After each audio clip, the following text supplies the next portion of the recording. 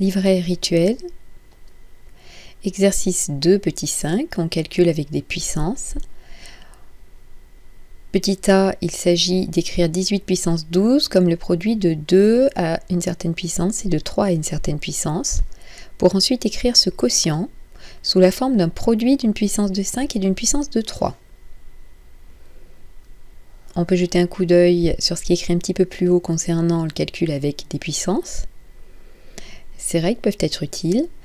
Je vous laisse chercher.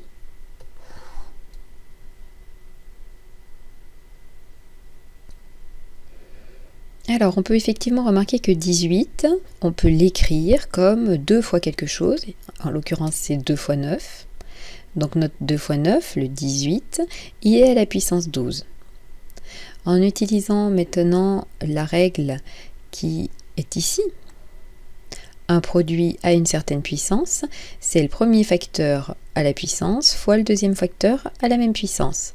Donc pour nous, ici, on va avoir 2 fois 9 à la puissance 12, c'est 2 à la puissance 12 fois 9 à la puissance 12. En l'occurrence, 9, on peut l'écrire différemment. Donc au lieu d'écrire 9 puissance 12, on nous demande d'écrire que c'est quelque chose au carré. 9, c'est quel nombre au carré? Eh bien, il s'agit de 3. Et en utilisant maintenant une autre règle, celle qui est écrite ici, on a 3 au carré qui est à la puissance 12. 3 est donc à la puissance 2 fois 12, 24. Donc en fait, notre 18 à la puissance 12, en éclatant 18 en 2, puis 9 en l'écrivant différemment, petit à petit, on arrive à écrire 18 puissance 12 comme 2 puissance 12 fois 3 puissance 24.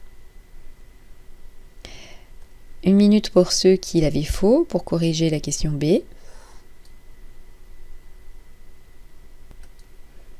Le quotient qu'on nous propose, on peut donc l'écrire, alors si on ne touche pas au numérateur, 2 puissance 12 fois 5 puissance 6, et le dénominateur, 18 puissance 12, peut donc s'écrire 2 à la puissance 12 fois 3 à la puissance 24. Donc ici, on s'aperçoit qu'on a un facteur commun au numérateur et au dénominateur. On peut simplifier. Il nous reste 5 puissance 6 divisé par 3 puissance 24. Et si on veut l'écrire comme un produit d'une puissance de 5 et d'une puissance de 3, ce sera 5 puissance 6 fois, alors 3 puissance 24 sous le dénominateur.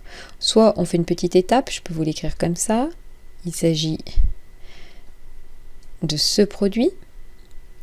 Et donc, 5 puissance 6 fois 3 puissance moins 24. On peut vérifier, pour ceux qui n'y ont pas pensé, que 5 fois cette fraction, ça fait bien celle qui était précédemment donnée. Le 5, c'est comme s'il était puissance 6, c'est comme s'il était divisé par 1. Ce produit correspond bien à ce qu'on avait avant. Et on sait que 1 divisé par une puissance, c'est en fait le nombre à la puissance négative.